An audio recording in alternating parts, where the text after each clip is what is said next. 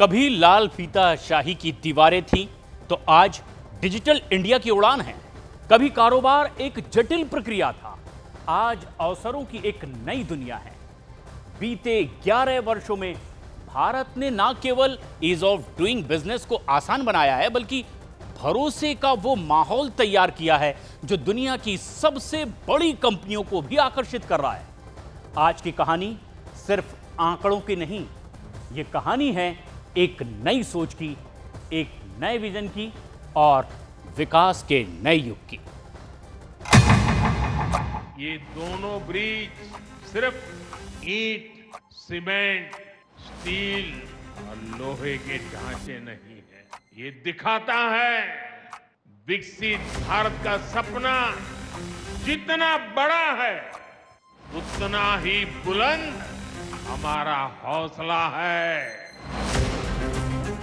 किसी भी समाज के सबल होने का पैमाना उसके नागरिकों के सुख, संपन्नता, सुविधा और उसके संघर्षों के ग्राफ से तय होता है।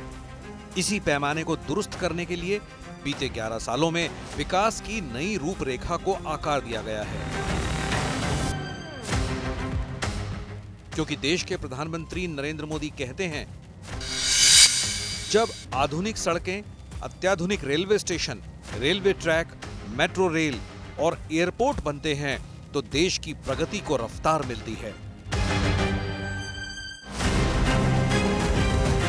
आज दुनिया भारत को निवेश के लिए एक आकर्षक ठिकाने के रूप में देख रही है और वैश्विक कंपनियां यहां कारोबार स्थापित करना चाहती हैं। क्योंकि सरकारी पारदर्शिता और ईज ऑफ डूइंग बिजनेस को बढ़ाने के लिए देश की नरेंद्र मोदी सरकार ने बीते 11 वर्षों में जिस इंफ्रास्ट्रक्चर को खड़ा किया है, उसकी दुनिया भर में अभूतपूर्व तारीफ हो रही है। इन पुलों पर चलते हुए मैंने भारत के बुलंद इरादों को, हमारे इंजीनियर, हमारे श्रमिकों के हुनर और हौसले को जिया है। ना लाइसेंस राज का झंझट, ना लाल फीता शाही की दीवारें। डिजिलॉकर, स्टार्टअप इंडिया, आज व्यापार सिर्फ आसान नहीं तेज भी हो गया है। भारत अब कारोबारियों का भरोसेमंद साथी बन चुका है।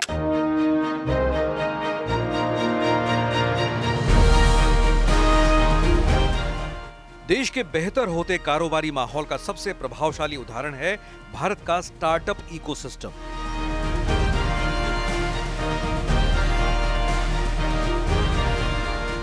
2014 से पहले भारत में कुछ 100 स्टार्टअप्स हुआ करते थे, लेकिन बीते 11 वर्षों में यह संख्या बढ़कर 1,60,000 से ज्यादा मान्यता प्राप्त स्टार्टअप्स तक पहुंच चुकी है, जिनकी वजह से 17.6 लाख से ज्यादा नौकरियां पैदा हुई हैं। अमेरिका और चीन के बाद आज भारत दुनिया का तीसरा सबसे बड़ा स्टार्टअप इकोसिस्टम बन चुका है। हमने पॉलिसी स्टेबिलिटी पर जोर दिया है, कोऑर्डिनेशन पर जोर दिया है, ईज ऑफ डूइंग बिजनेस पर जोर दिया है। बीते समय में हमने रिफॉर्म, परफॉर्म, ट्रांसफॉर्म के मंत्र के साथ आगे बढ़े हैं। प्रधानमंत्री का मंत्र है पारदर्शिता बनाए रखना और रुकावटों को कम करना, और उसका असर ये हुआ है कि सरकार अब अपने नागरिकों पर भरोसा करती है। ये भरोसा बढ़ती टैक्स पेयर की संख्या और रिकॉर्ड टैक्स कलेक्शन में साफ तौर पर दिखाई देता है। इसी तरह self regulation, self certification, automated random labour inspection और फेसलेस टैक्स असेसमेंट, ऐसी व्यवस्थाओं ने न केवल इंस्पेक्टर राज को कमजोर किया है, बल्कि अनुपालन में भी इजाफा किया है। इन 11 वर्षों की कोशिशों का ही नतीजा है कि आज भारत के ईज ऑफ डूइंग बिजनेस को बेहतर बनाने के प्रयासों को वैश्विक मंच पर मान्यता मिल रही है। इसका सीधा सबूत है अंतर्राष्ट्रीय रैंकिंग में लगातार सुधार। उदाहरण के तौर पर वर्ल्ड बैंक के ease of doing business index में भारत की रैंकिंग 2014 में 142 थी, जो 2019 में सुधर कर 63 हो गई। इसी तरह वर्ल्ड बैंक के लॉजिस्टिक परफॉर्मेंस इंडेक्स LPI 2023 में भारत 6 पायदान ऊपर चढ़कर 139 देशों में 38वें स्थान पर पहुंच गया है। इस सुधार का मतलब बताता है कि बीते 11 वर्षों में सरकार ने न सिर्फ देश में कारोबारियों के लिए एक सुरक्षित माहौल तैयार किया, बल्कि पारदर्शिता का भी खास ख्याल रखा गया है। ये बढ़ा हुआ भरोसा विकसित भारत के निर्माण के लिए बेहद अहम कड़ी साबित हो रहा है। एमएसएमई और छोटे उद्यमों को बराबरी का मौका देने और पारदर्शिता को बढ़ावा देने की दिशा में सरकार की प्रतिबद्धता का एक शानदार उदाहरण है जीईएम पोर्टल की सफलता। इस सरकारी प्लेटफॉर्म के जरिए अब तक 5 लाख करोड़ से ज्यादा की सरकारी खरीद हो चुकी है। भारत ने व्यापार को आसान बनाने के मामले में बड़ी कामयाबी हासिल की है। 2014 में जहां भारत की रैंक 142 थी, वो 2019 में सुधरकर 63 तक पहुंच गई, यानी 79 पायदान की छलांग। साल 2023-24 में 1.89 लाख से ज्यादा नई कंपनियां बनी, जो पिछले साल से 16% ज्यादा है।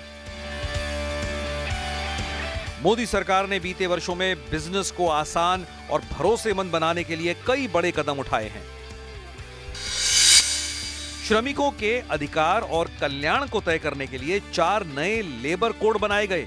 रेट्रोस्पेक्टिव टैक्स को हटा दिया गया, एंजल टैक्स को खत्म कर दिया। नई घरेलू मैन्युफैक्चरिंग कंपनियों के लिए कॉर्पोरेट टैक्स घटाकर सिर्फ 15% किया गया। कंपनियों से जुड़ी 81 में से 50 सजा योग्य धाराओं को डीक्रिमिनलाइज किया गया।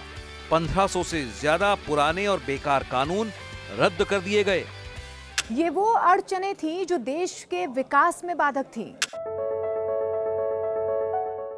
लेकिन इन अड़चनों के दूर होने से न सिर्फ व्यवसायी वर्ग को आसानी हुई है, बल्कि कारोबारी व्यवस्था से जुड़े हर व्यक्ति की राह आसान हुई है। गौर कीजिए, स्पाइस प्लस फॉर्म की मदद से अब कंपनी रजिस्ट्रेशन के लिए जरूरी 10 सेवाएं एक ही फॉर्म में मिल जाती हैं। भारत की फिनटेक अपनाने की दर भी 87% है, जो वैश्विक औसत 64% से कहीं ज्यादा है। भारत दुनिया का सबसे बड़ा डिजिटल बाजार बन चुका है। वित्त वर्ष 2024-25 में भारत का माल निर्यात 437 अरब डॉलर तक पहुंच चुका है, जो कि पाकिस्तान की पूरी जीडीपी 350 अरब डॉलर से कहीं ज्यादा है। 2014 के बाद से इलेक्ट्रॉनिक्स उत्पादन में 5 गुना और निर्यात में 6 गुना से ज्यादा का इजाफा हुआ है। 2014-15 में जहां केवल 5,978 पेटेंट दिए गए थे, वहीं 2023-24 में ये बढ़कर 1,03,057 हो गए, यानी 17 गुना की बढ़त। 2015 तक भारत की ग्लोबल इनोवेशन रैंकिंग 81 हुआ करती थी, लेकिन 2024 में ये 39 तक पहुंच गई है। हमने अपने रिफॉर्म से एक राष्ट्र के रूप में भारत को मजबूती देने का काम किया है। One nation one tax GST हो, वन नेशन वन ग्रिड हो, one nation one mobility card हो, one nation one ration card हो, ये सारे प्रयास हमारी ठोस और स्पष्ट नीतियों का प्रतिबिंब है। बीते 11 वर्षों में मोदी सरकार के अभूतपूर्व सुधारों ने भारत की साख को विश्व बिरादरी में लगातार बढ़ाने का काम किया है, जिसका सीधा असर ईज ऑफ डूइंग बिजनेस और लॉजिस्टिक परफॉर्मेंस इंडेक्स पर पड़ा है। Ease of doing business ranking में अब से 11 साल पहले भारत 142वें पायदान पर था, वो अब 63वें पायदान पर पहुंच गया। लॉजिस्टिक परफॉर्मेंस इंडेक्स में भी भारत ने 54 से छलांग लगाकर 38वां स्थान प्राप्त कर लिया है। इस सुधार के पीछे सबसे बड़ी वजह है बुनियादी ढांचे में सुधार। पिछले 11 वर्षों में देश की नरेंद्र मोदी सरकार ने रेलवे इंफ्रास्ट्रक्चर, हवाई यातायात और सड़कों का जाल बिछाने में शानदार काम किया है। हमारी सरकार ने